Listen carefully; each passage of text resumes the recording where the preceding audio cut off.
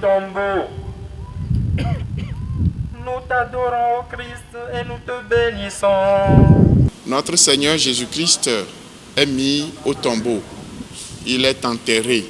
Dans notre méditation, disons tout simplement que nous devons tout faire pour enterrer avec Jésus tout ce qui est mal dans notre vie, tout ce qui est péché, tout ce qui est division. Parce que Jésus est venu réconcilier les hommes avec Dieu et les hommes entre eux. Nous devons tout faire pour vivre en harmonie les uns avec les autres. La mort et l'ensevelissement, la descente aux enfers de notre Seigneur Jésus-Christ doit nous dire que le mal est vaincu, puisque bientôt il sera ressuscité.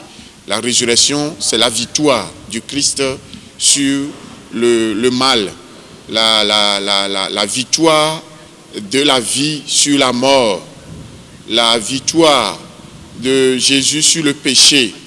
Nous devons avoir un grand respect pour nos morts. Nous devons prier pour nos morts.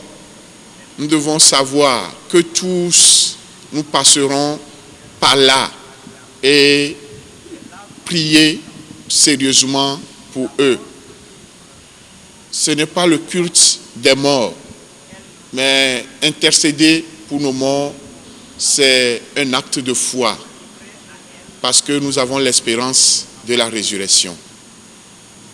Que ce temps de carême nous donne de voir clair, d'avoir la claire vision de ce que nous devons faire, de ce que nous devons dire, de ce que nous devons vivre, et que l'Esprit nous donne toujours la force de bien le faire. Amen. Bon. Prions.